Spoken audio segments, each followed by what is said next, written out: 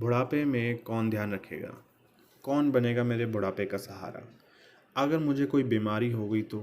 अगर मेरा एक्सीडेंट हो गया तो? भूखा प्यासा आखिर कौन बनेगा मेरे बुढ़ापे की लाठी? आपको ये समझना होगा कि ये स्टेटमेंट्स फ़ियर यानी डर की स्टेटमेंट्स हैं। डर और लालच ये दो तरह से आपको ईज़िली कंट्रोल किया जा सकता है। अगर कोई काम में मन नहीं लग रहा तो डर का सहारा लिया जाता है, और अगर आप काम कर रहे हो पर अब लोग चाहते हैं कि और तेज़ी से काम करो तो लालच का सहारा लिया जाता है। ये बिल्कुल कैरेट एंड स्टिक पॉलिसी की तरह है जो जानवरों पर, ज़्यादातर गधों पर यूज़ की जाती है। अगर गधा बैठा हुआ है और काम नहीं कर रहा तो उसको स्टिक यानी छड़ी का इस्तेमाल करके आगे बढ़ाया जाता है, और अगर वो काम कर रहा है पर तेज़ी से करवाना है तो कैरेट उसके सामने लटका दी जाती है। अब आती है बात मुद्दे की। भाई मेन इशू ये है कि आप सब नोटिस करना आसपास की रियलिटी में कितने ऐसे लोग हैं जो अपने माँ बाप का ध्यान रख रहे हैं। रियलिटी में तो माँ बाप ही बच्चों का ध्यान रखते हैं, चाहे वो बच्चा 40, 45 या 50 का ही क्यों ना हो जाए। वो बच्चा अभी भी उनकी नज़रों में नादान, मासूम और पूरी दुनिया तेज और क्लेवर है। और इसके साथ साथ माँ बाप अपने बच्चों के बच्चे यानी grandchildren, granddaughter, grandson, इन सब का भी ध्यान रखते हैं। उनको स्कूल लेकर जाते हैं, उनको स्कूल लेकर आते हैं, उनका खाना पीना, उनको पार्क तक लेकर जाना, सारी जिम्मेदारी माँ बाप ही उठाते हैं। तो इसका मतलब क्या समझे? बच्चे जिम्मेदारी अपने माँ बाप की लेते नहीं हैं, बल्कि दे देते हैं अपनी जिम्मेदारी माँ बाप को। अब चलो मान लेते हैं कि बच्चा माँ बाप की बड़ी जिम्मेदारी उठाने को तैयार है, पर इसकी क्या गारंटी है कि बच्चा माँ बाप के आसपास ही होगा? एक ही घर के अंदर बच्चों का रूम अलग होता है। ज़्यादातर बच्चे घर भी दूसरा ले लेते हैं आजकल, या बड़े शहर चले जाते हैं क्योंकि ज़्यादा पैसा तो वही है। आजकल बच्चे फ़ॉरेन भी बड़ा चले जाते हैं, और ये फ़ॉरेन जाने वाला जो ट्रेंड है वो बढ़ेगा ही बढ़ेगा। इस ट्रेंड का गिरना बहुत मुश्किल है।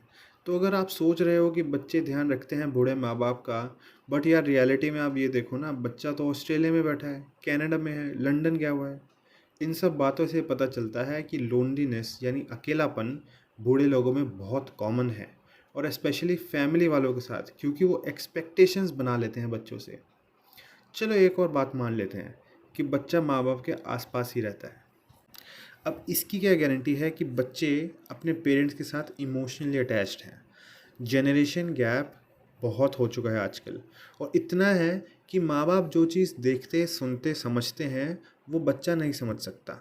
आप खुद ही देख लो, आपसे 5-6 साल छोटा कोई दिखे आसपास, आप उससे इतनी बढ़िया बात नहीं कर पाओगे, क्योंकि जनरेशन गैप इतनी तेज़ी से बढ़ रहा है आजकल कि पूछो मत। पेरेंट्स और बच्चे में ये एक रीज़न बन जाता है रोज़ रोज़ की लड़ाई का। दूसरा इंसान कुछ समझाना चाहता है पर सामने वाला समझने को ही तैयार नहीं होता। तो कई बार आपने देखा होगा कि इतनी लड़ाई से तंग आकर कई बार बच्चे अपने पेरेंट्स को ओल्ड एज होम भेज देते हैं, यानी वृद्ध आश्रम भेज देते हैं। कभी कभी पेरेंट्स की अपनी बहू से भी नहीं बनती तो भी ये स्टेप ले लिया जाता है। अब यार अगर वो भेजना चाहते हैं वृद्धाश्रम तो क्यों ना हम खुद ही चले जाएं जब हम बड़े हो जाएंगे। या तो आप एक एनजीओ ज्वाइन कर सकते हो अभी से ही, या कोई ऑर्गेनाइजेशन जिसमें कम्युनिटी वाली सेंस क्रिएट हो। एक कम्युनिटी जहाँ बन जाती है वहीं एक अपनापन आ जाता है, और दिल से लोग एक दूसरे को सपोर्ट करते हैं। वरना बुद्धिस्ट कॉलोनीज़ भी बहुत हैं जिसमें एक दूसरे की हेल्प करते हैं। और जब आप बूढ़े हो जाओगे तो कई लोग मिलेंगे जिनके बच्चे बाहर सेटल होंगे, तो उनके साथ दोस्ती करके दोनों पार्टीज़ को फ़ायदा मिलेगा, क्योंकि उन्हें भी सहारे की ज़रूरत है और आपको भी। आप एक और काम कर सकते हो, इकिगाई बुक पढ़ो। मुझे काफ़ी इंटरेस्टिंग बुक लगी वो। उसमें बूढ़े लोगों की कम्युनिटी के बारे में लिखा हुआ है जो 85 टू 90 ईयर्स के हैं और बहुत फिट हैं। तो उनमें उसके सीक्रेट्स के बारे में लिखा हुआ है और रीज़न्स बहुत हैं, तो आराम से पढ़ना। चीप वाली कॉपी ले लेना बेशक, जिसको फर्स्ट कॉपी बोलते हैं, तो काफ़ी हेल्प मिलेगी आपको। आप हेल्थ सप्लीमेंट्स के बारे में पढ़ो, वो भी बहुत अच्छा है। इंश्योरेंस पॉलिसीज़ के बारे में पढ़ो। पैसा तो कमाना, पर साथ साथ नींद और एक्सरसाइज को मत भूलना। एक्सरसाइज में अगर सिर्फ वॉकिंग या साइकिलिंग भी करोगे तो भी बहुत है। इससे पॉसिबिलिटी हो जाती है कि आपको कोई जानलेवा बीमारी नहीं होगी। और अगर आपको ऐसी बीमारी हो भी जाती है तो भी क्या प्यार करने वाला काम आएगा? रियलिटी में तो पैसा ही काम आता है भाई। बाकी यस, अगर सब सही होता है फैमिली वाले जीवन में तो बच्चे भी माँ बाप का ध्यान रखते हैं, पर वो काफ़ी कम देखा गया है।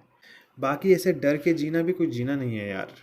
डर डर के जीने में क्या मज़ा है ज़िंदगी का। अब आपको एक चीज़ बताता हूँ कि रियलिटी में ना कोई इंसान काम आएगा, और इंसान काम आए ना आए उसकी कोई गारंटी ले भी नहीं सकता। रियलिटी में तो पैसा ही काम आएगा। लोगों के ऊपर डिपेंड होने से अच्छा है एक बार पैसों के ऊपर डिपेंड हो जाना। इसका मतलब ये नहीं है कि पैसों के लिए कुछ भी करने को तैयार हो और सारे रिलेशनशिप्स तोड़ दो, नहीं। तरीके से जियो, समझदारी से जियो, कुछ एथिक्स रखो, पर पैसा कमाना बहुत ज़रूरी है मेरे दोस्त। और यार अगर आपको ये सुनकर लग रहा है कि शादी करनी है और बच्चे करने हैं तो कर लो, कोई बात नहीं यार। ये एक चैनल प्रोपेगेंडा चलाने के लिए नहीं है, सच बताने के लिए है, इन्फॉर्मेशन देने के लिए है। एटलीस्ट आपको पता तो चले सच क्या है, उसके बाद डिसीजन ले लेना, वो आपके ऊपर है। अगर लगे कि कहीं कोई प्रोपेगेंडा या एजेंडा आगे बढ़ाने वाली बात हो रही है तो भाग जाना उस चैनल से, एकदम 9 to 11। बाकी आई होप इस वीडियो से आपको कुछ वैल्यू मिली हो। नेक्स्ट वीडियो में जल्दी बात करेंगे। आप कमेंट्स कर दिया करो टॉपिक जो भी आपको वीडियो चाहिए, मैं हर कमेंट पढ़ता हूँ। Thank you for watching.